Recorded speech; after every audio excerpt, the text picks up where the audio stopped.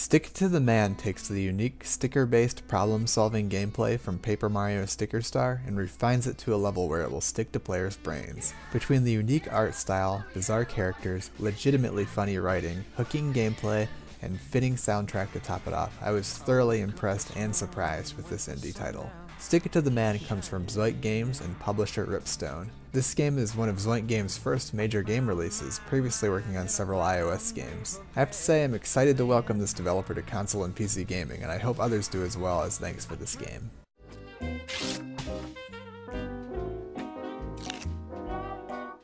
As I mentioned, this game shares a similar sticker-based gameplay element with Paper Mario Sticker Star. It essentially involves placing stickers in various locations in the world to solve puzzles and progress you further in some way. In Paper Mario's version of this, I personally felt it was tacked on to Paper Mario's already near-perfect RPG formula, watering it down to something that just wasn't focused on what it should be. Stick It to the Man, however, takes this gameplay style and refines and focuses on it, making it a one-of-a-kind experience. In the game, you play as an average Joe named Ray, who ends up having an accident on the job that sends him into a coma. In his comatose state, he enters a dream world where he finds a strange pink spaghetti arm sticking out of his brain. While understandably freaked out by this, he quickly figures out some of its fun features, such as using it like a grappling hook and grabbing and placing stickers in the paper-based world. When he wakes from the comatose state, he assumes it was all a dream, but later finds out his sticky new appendage is very much real. Telling his wife about the problem, she suggests he sees a certain doctor about it, which sends Ray off in the start of his puzzling journey. He quickly finds out he has yet another power which allows him to read the minds of just about any sentient being. With this power combined with the sticker grabbing and placing creates the unique staple gameplay that you will see throughout Ray's journey. The game is structured into chapters, with many of them presenting a unique, lengthy scenario containing oodles of problems to solve and stickers to place. While I don't want to spoil any of the different locations you will find yourself in, I can assure each one is very unique. The difficulty level had a great flow in my experience as well. Initially it was very easy, with many solutions to problems being very apparent.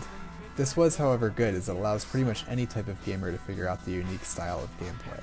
As you progress, the areas become much larger, with even more quirky characters and hidden stickers to find, making the puzzle solving more challenging with all the options available.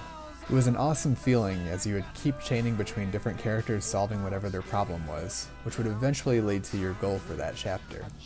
It was kind of like a unique Rube Goldberg machine in a video game format which requires constant player interaction to keep it progressing.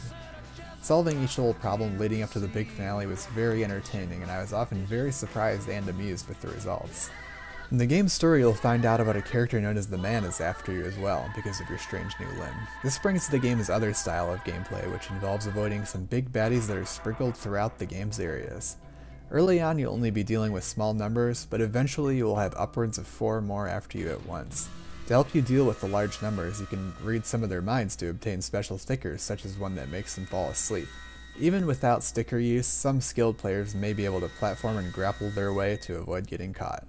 In the case you do get caught or die, you respawn at copy stations which act as checkpoints of sorts.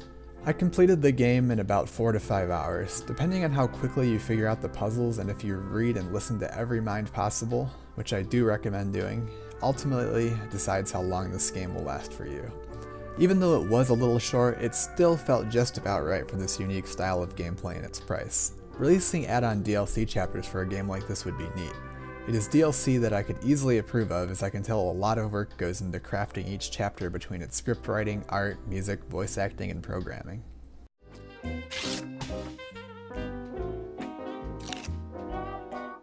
While the unique gameplay was memorable, it's the art style of this game that initially caught my attention pre-release and amazed me while playing. The entire world is well decorated with numerous paper and cardboard props and feels alive thanks to the good number of unique looking characters and background activities such as cars driving around.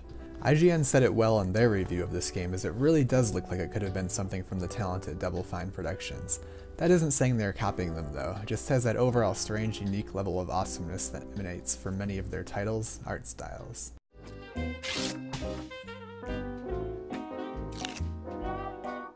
The voice work in this game is also amazing.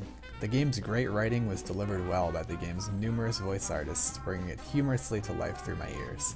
It took me back to my childhood years of watching shows like Rocko's Modern Life and Ren and Stimpy. The soundtrack was also spot on for the environments you will see yourself in. It is often jazzy and upbeat, and the dream states are accompanied with that very familiar sounding classic beach music, which fits incredibly well.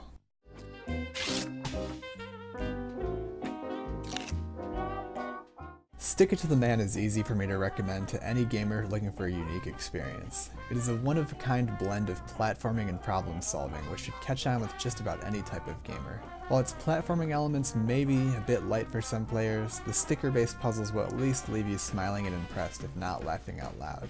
Mix in the awesome art style, music, and writing with this gameplay and we have ourselves a classic. And how does that make you feel? I've pulled back the veil between our world and the next